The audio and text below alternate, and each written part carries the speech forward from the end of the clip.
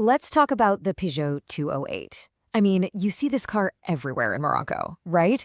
And for good reason, it's a super stylish little city car. But then you start looking into buying one, and suddenly you're hit with all these options: hybrid or diesel, style trim or Allure. It can get confusing fast. So that's exactly what we're going to clear up in this explainer. We're going to break it all down so you can find the perfect 208 for you. Okay, let's get into it. Here's how we're going to do it. First, we'll touch on what makes this car so darn appealing in the first place. Then we get to the main event, the engine duel, hybrid versus diesel. After that, we'll dig into the features and compare what you get with the style and Allure trims. Of course, we'll talk about the bottom line, prices and promos. And finally, we'll wrap it all up to help you pinpoint your perfect match. So, first up, let's talk about the 208's identity. Why does pretty much everyone love the look of this car? And more importantly, with all these options on the table, where do we even begin to make a choice? You know, Peugeot really kind of nailed it with their own description. This car just doesn't feel like a boring, practical little runabout. It's got this personality. That sporty design, the aggressive look, those signature three-claw LED lights, it's a huge part of its appeal. It just makes a statement before you even turn the key. And this right here is the central problem we're here to solve today.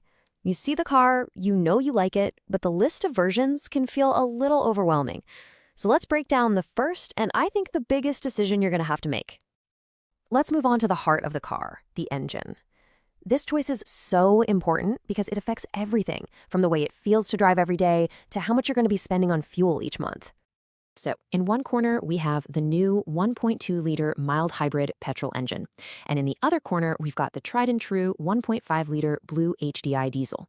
Two very different philosophies. Let's see how they compare on paper. Okay, let's translate what these numbers actually mean when you're behind the wheel. The hybrid has a bit more horsepower, so it's a little quicker off the line.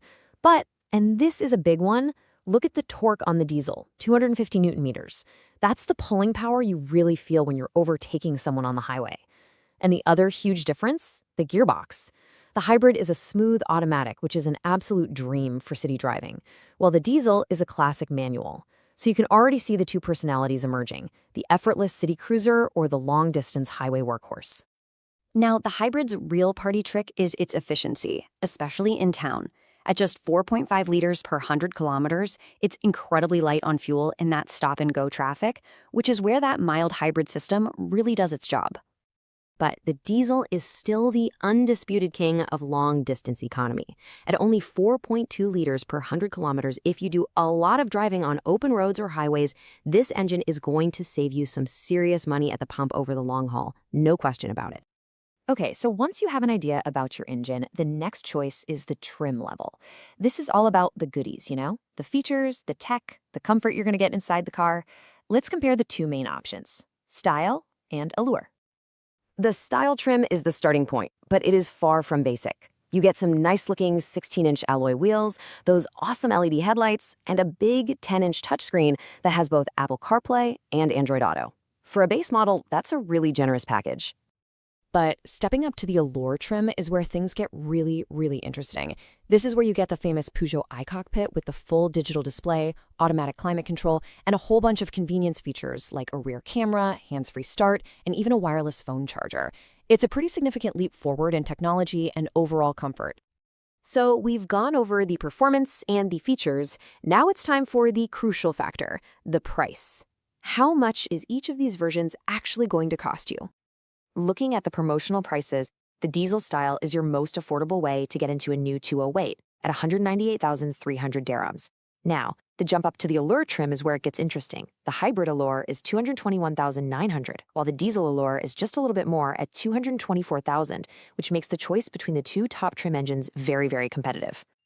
And here is the number that might just sway your decision.